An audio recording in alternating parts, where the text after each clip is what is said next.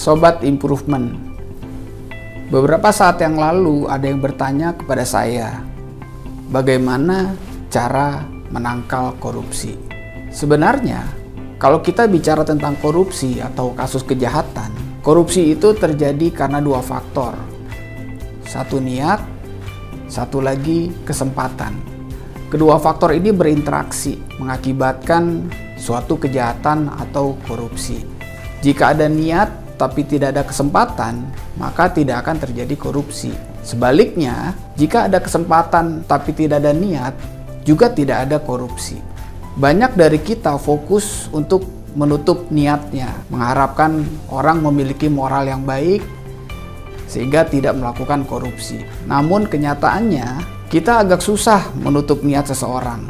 Terkadang orangnya baik, kemudian masuk ke lingkungan yang tidak baik, sehingga terjadilah korupsi. Bahkan kita juga tahu, mereka-mereka itu melakukan sumpah jabatan, menggunakan kitab suci, namun tetap saja terjadi korupsi. Lalu, bagaimana cara mencegah korupsi? Seperti kita ketahui, ada dua faktor yang menyebabkan korupsi, niat dan kesempatan. Kalau tadi kita mencoba menutup dari sisi niat, sekarang kita mencoba menutup dari sisi kesempatan.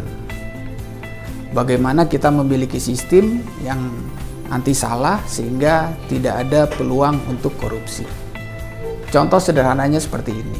Beberapa saat yang lalu saya membuat surat keterangan baik di kepolisian.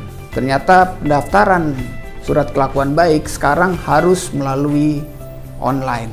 Dengan pendaftaran 100% secara online, maka semua yang mendaftar akan tercatat 100%.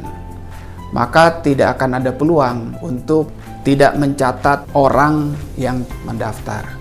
Salut buat kepolisian yang sudah menerapkan sistem anti salah di dalam pendaftaran surat kelakuan baik. Contoh lainnya lagi adalah korupsi di bantuan sosial atau biasa kita kenal bansos. Ketika dilakukan penyaluran secara langsung kepada warga, terdapat beberapa peluang terjadinya korupsi. Misalkan, pertama lewat proses lelang. Di proses lelang terdapat kemungkinan terjadinya korupsi. Kemudian setelah proses lelang ada proses logistik, proses pengiriman barang. Di proses pengiriman barang juga terdapat potensi penyimpangan. Lalu kita lihat di proses penyaluran. Proses penyaluran pun bisa terjadi penyimpangan penyaluran. Kita tahu beberapa kasus terjadi penyunatan sehingga orang yang berhak tidak menerima utuh barang yang disalurkan. Jadi kalau kita lihat ada 3 potensi penyimpangan yang bisa terjadi selama proses penyaluran bantuan sosial. Di pengadaan, di logistik, dan di penyaluran. Lalu bagaimana cara mencegah tidak terjadinya penyimpangan? Bagaimana kita menutup kesempatan?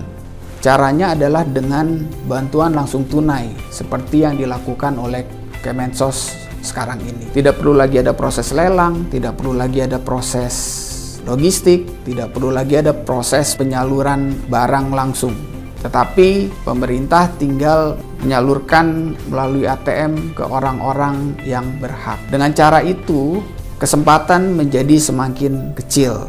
Jadi, yuk teman-teman, yuk pemerintah, yuk pejabat, kembangkan sistem Anda untuk menutup kesempatan.